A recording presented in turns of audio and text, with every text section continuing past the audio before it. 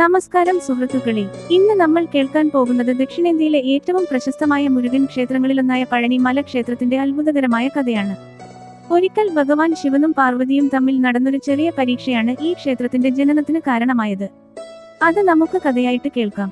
ഒരിക്കൽ മഹർഷി നാരായണൻ ഭഗവാൻ ശിവന് ജ്ഞാനപഴം നൽകി. ലോകത്തിൽ ഏറ്റവും യോഗ്യനായവന് മാത്രമേ അത് ലഭിക്കാവൂ എന്ന് ശിവൻ പറഞ്ഞു. അപ്പോൾ ഗണപതിയും മുരുകനും ശിവപാർവതികളുടെ പുത്രന്മാർ ഇരുവരും ആ പഴം നേടാൻ തയ്യാറായി. ശിവൻ പറഞ്ഞു, ലോകം മുഴുവൻ 3 പ്രാവശ്യം ചുറ്റി വരുന്നവന് പഴം കൊടുക്കാം.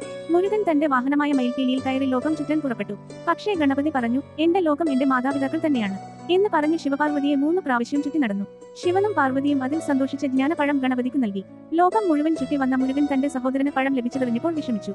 അവൻ ചിന്തിച്ചു, ഞാനാണ് യോഗ്യൻ, എങ്കിലും എനിക്ക് അത് കിട്ടിയില്ല. അങ്ങനെ കോപിച്ച് ശിവന്റെ കൈലാസം വിട്ട് തെക്കോട്ട് യാത്രയായി. അവസാനം അവൻ എത്തിയത് ഇന്നത്തെ പഴനിമലയിൽ. അവിടെ ധ്യാനത്തിലിരുന്നപ്പോൾ അമ്മ പാർവതി വന്നു ആശ്വസിപ്പിച്ചു. മുരുക, നീ തന്നെയാണ് യഥാർത്ഥ ജ്ഞാനപഴം. വിജ്ഞാനത്തിന്റെ സാരം നീ തന്നെയാണ്. അതിന്റെ ശേഷമാണ് ഇവിടെ ഭഗവാൻ തണ്ടായുധ പാണിയായി സ്ഥാപിതനായത്.